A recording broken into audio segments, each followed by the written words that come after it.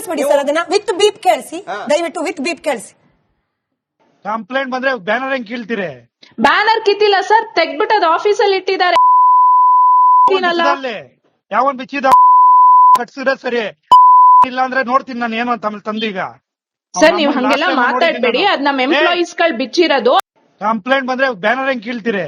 Banner ಕಿತ್ತಿಲ್ಲ sir, ತೆಗ್ಬಿಟ್ಟು ಅದು ಆಫೀಸಲ್ಲಿ ಇಟ್ಟಿದ್ದಾರೆ. ಯಾವನ್ ಬಿಚ್ಚಿದ ಕಟ್ಸಿದ್ರೆ ಸರಿ, ಇಲ್ಲ ಅಂದ್ರೆ ನೋಡ್ತೀನಿ ನಾನು ಏನು ಅಂತ ತಂದೀಗ. ಸೀಮಾ ಅವರು ಪಾಪ ಯಾಕೆ ನಾಚಿಕೆ ಪಡ್ಬೇಕು ಅಂತ ಹೇಳಿದ್ರು. ಬಂದೆ ಸರ್, ಒಂದೇ ನಿಮಿಷ, ನನಗೆ ಬಂದೆ ನಿಮಗೆ ಅವಕಾಶ ಕೊಡ್ತೀನಿ ಸರ್. ಇಲ್ಲ ಅವ್ರ ಪ್ರಶ್ನೆ ನಾಚಿಕೆ ಯಾಕೆ ಪಡ್ಬೇಕು ಅಂತ ಹೇಳಿ. ಸೀಮಾ ಮೇಡಮ್ ನನಗೆ ಗೊತ್ತಿಲ್ಲ, ನಾನಿಲ್ಲಿ ಹೆಣ್ಣು ಗಂಡು ಅಂತ ಡಿಫ್ರೆನ್ಶಿಯೇಟೇ ಮಾಡಕ್ ಹೋಗಲ್ಲ. ಇಂಥ ಪದವನ್ನ ಯಾವುದೇ ಅಧಿಕಾರಿ ಮೇಲೆ ಬಳಸಲಿಕ್ಕೆ ಯಾವ ಅಧಿಕಾರ ಇದೆ ಈ ರಾಜೀವ್ ಗೌಡ ಅನ್ನೋ ಪುಡಾರಿಗೆ? ನಾನು ರಾಜಕಾರಣಿ ಅಂತಾನು ಹೇಳಲ್ಲ ಮೇಡಮ್. ಅವ್ರಿಗೆ ಈ ಪುಡಾರಿಗೆ ರೈಟ್ಸ್ ಕೊಟ್ಟವ್ರು ಯಾರು? ಕಾಂಗ್ರೆಸ್ ಪಕ್ಷನ, ಸರ್ಕಾರನ? ಹೇಳಿ, ಅವ್ರು ಹೇಳಿ, ಸೀಮಾ ಅವ್ರು ಹೇಳಿ, ನಾಚಿಕೆ ಯಾಕೆ ಪಡಬಾರ್ದು? ಯಾಕೆ ಪಡಬಾರ್ದು ನಾಚಿಕೆ? ಇಂಥವ್ರನ್ನ ನಮ್ಮ ಪಕ್ಷದವರು ಅಂತ ಹೇಳ್ಕೊಳ್ಳಿಕ್ಕೆ ಪ್ರಶ್ನೆ ಕೇಳ್ತಾ ಇದ್ದಾರೆ, ನಾನು ಉತ್ತರ ಕೊಡ್ತೀನಿ. ಸ್ಮಿತಾ ಅವರೇ ನೋಡಿ, ಅವ್ರು ಹೇಳಿರುವಂತಹದ್ದು ನಿಜಕ್ಕೂ ಖಂಡನೀಯ, ಅದನ್ನ ಯಾರು ಪರವಹಿಸ್ಕೋತಾ ಇಲ್ಲ. ಆದ್ರೆ ಅದು ಯಾರೇ ಹೇಳಿರ್ಲಿ, ಯಾವುದೇ ಪಕ್ಷದವ್ರು ಹೇಳಿರ್ಲಿ, ಅದು 100% ಅದು ತಪ್ಪು. ಅದಕ್ಕೆ ಅವರು ಈಗಾಗಲೇ ಕ್ಷಮೆ ಕೇಳಿದ್ದಾರೆ, ಅದು ಸೆಕೆಂಡರಿ.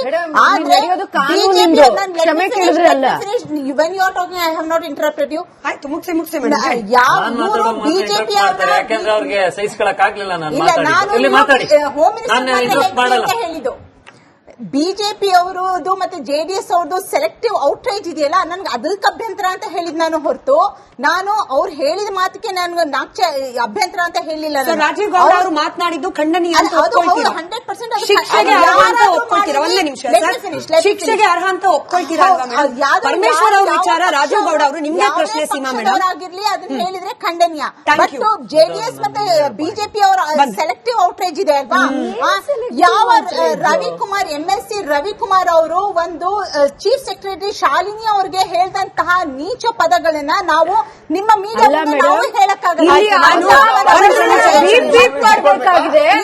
ಅವ್ರು ಕೇಳಿಸ್ಕೊಳ್ಬಹುದಿತ್ತು, ಇವ್ರು ಹೇಳಿದ್ರೆ ಬೀಟ್ ಮಾಡಬೇಕಾಗಿದೆ ಅಂತ ಒಂದು ಪರಿಸ್ಥಿತಿ. ಈ ದ್ವೇಷ ಭಾಷಣ ಕಾಯ್ದೆ ಬಹುಶಃ ನಿಮ್ಮ ಕಾರ್ಯಕರ್ತರಿಗೆ ನಿಮ್ಮ ಪಕ್ಷಕ್ಕೆ ಕೇಳಿಸ್ಕೊಳ್ಳಿಲ್ಲ. ನಿಮ್ಮ ಆರ್ಗ್ಯುಮೆಂಟ್ ಒಂದ್ಸರಿ ಕೇಳಿಸ್ಕೊಳ್ಳಿ. ನೀವು ಆಗಲ್ಲ, ಬಿಡೋದಿಲ್ಲ. ಯಾಕೆ ಅಂದ್ರೆ ನಿಮ್ಮ ಸೆಲೆಕ್ಟಿವ್ ಎಲ್ಲಿ ಸೆಲೆಕ್ಟಿವ್ ಔಟ್ರೇಜ್ ಮಾತಾಡಿರೋದನ್ನ ನೀವು ಸೀಮಾ ಮೇಡಮ್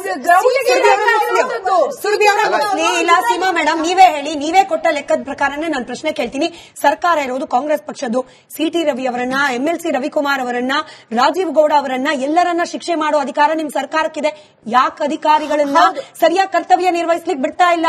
ಪೊಲೀಸ್ ಅಧಿಕಾರಿಗಳನ್ನ ಹೇಳಿ, CT ರವಿ ಅವರನ್ನ, MLC ರವಿಕುಮಾರ್ ಅವರನ್ನ, ರಾಜೀವ್ ಗೌಡ ಅವರನ್ನ ಎಲ್ಲರನ್ನೂ ಒಳಗೆ ಹಾಕ್ಸ್ಬೇಕಾಗಿತ್ತು. ಯಾಕೆ ಬಿಟ್ಟಿದ್ದೀರಿ? ಕಾಂಪ್ರಮೈಸ್ ರಾಜಕಾರಣ ಮಾಡ್ತಾ ಇದೆಯಾ ಕಾಂಗ್ರೆಸ್? ಇಲ್ಲ, ಮತ್ತಿನ್ನೇನ್ ಮೇಡಮ್?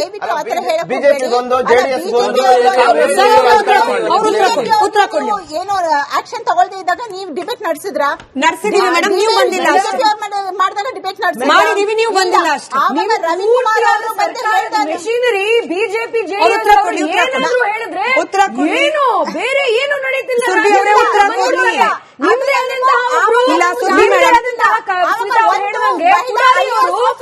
ಮಾತಾಡಿದ್ರೆ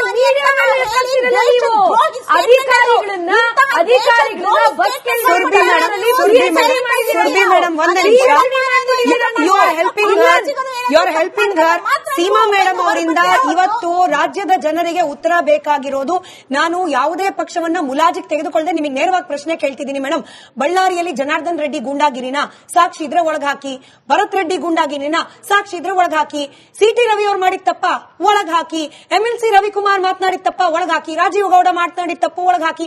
ಯಾಕೆ ಹಾಕ್ತಿಲ್ಲ? ಯಾಕೆ ಹಾಕ್ತಿಲ್ಲ?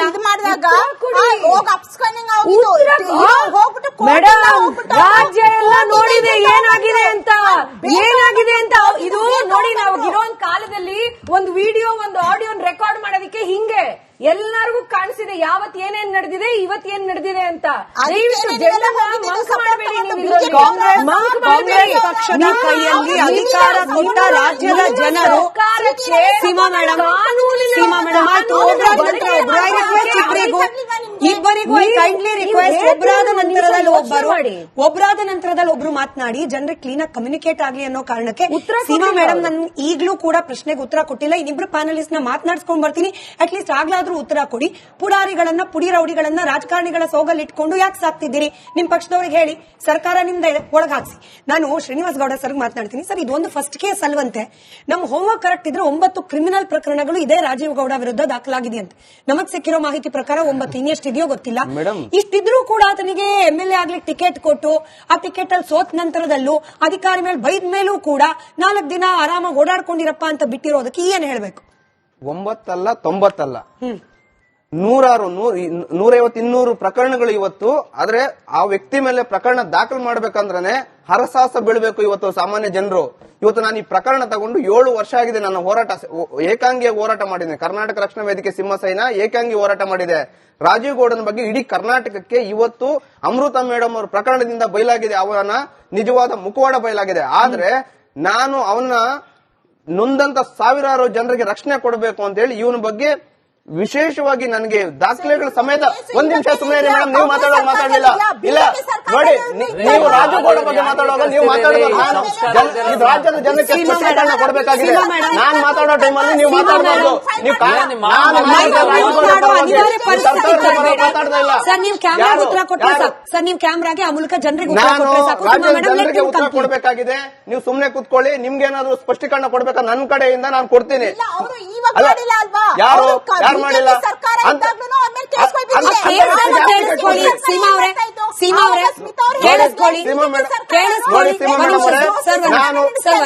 ಸೀಮಾ ಮೇಡಮ್, ಆ ಕೇಸ್ ಏನು ಅಂತ ಕೇಳಿಸ್ಕೊಳ್ಳೋಷ್ಟಾದ್ರೂ ಸೌಜನ್ಯ ಏನೋ ಸುಮ್ನೆ ಏನೋ ಮಾತಾಡ್ಬೇಕು ಅಂತ ಬಂದ್ರೆ ನಾನು ಮಾತಾಡಕ್ ತಯಾರಿಲ್ಲ.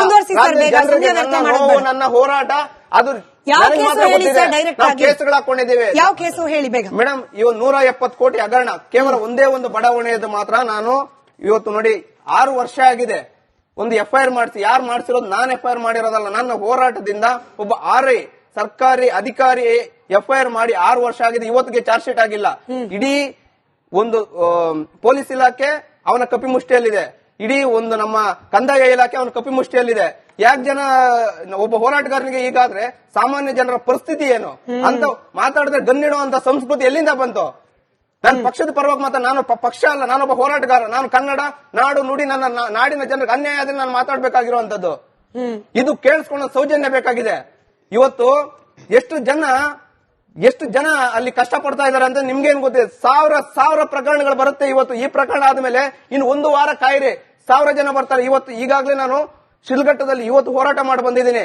ಇವತ್ತು ಅದೇ ಅಮೃತ ಅವರಿಗೆ ಬಾಗಿನವನ್ನು ಕೊಟ್ಟು ಬಂದಿದೆ. ಯಾಕೆಂದ್ರೆ ಅವರ ಧೈರ್ಯಕ್ಕೆ ಮೆಚ್ಚಬೇಕಾಗಿದೆ, ಅವ್ರ ಪ್ರಾಮಾಣಿಕತೆಗೂ ಮೆಚ್ಚಬೇಕಾಗಿದೆ. ಇಡೀ ವ್ಯವಸ್ಥೆ ಇವತ್ತು ಏನಾಗಿದೆ ಅಂದ್ರೆ ಇಡೀ ವ್ಯವಸ್ಥೆ ಹಾಳಾಗಿ ಕೂತಿದೆ.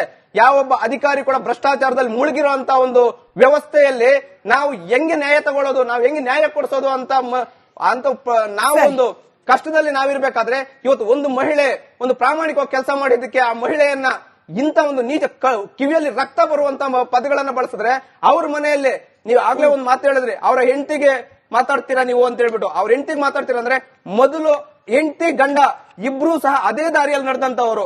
ಇವತ್ತು ನಿಮ್ಗೊಂದು ವಿಚಾರ ಗೊತ್ತಾಗ್ಬೇಕು. ನೀವು ಒಪ್ಪಿದ್ರೆ ಒಪ್ಪಬಹುದು, ಬಿಟ್ರೆ ಬಿಡ್ಬೋದು. DK ಶಿವಕುಮಾರ್ ಅವ್ರನ್ನ ಅವ್ನು ಕಾಂಗ್ರೆಸ್ ಪಕ್ಷದಲ್ಲಿ ಇರ್ಲಿಲ್ಲ, EDಯಲ್ಲಿ ಜೈಲಿಗೆ ಕಳಿಸಿದಂತ ರಾಜೀವ್ ಗೌಡನ್ಗೆ ಟಿಕೆಟ್ ಕೊಟ್ಟಿರಂತ ಕಾಂಗ್ರೆಸ್ ಸರ್ಕಾರ ನಾಚಿಕೆ ಕೇಳಿದ್ದು. ಸರಿ, ಆಯ್ತು.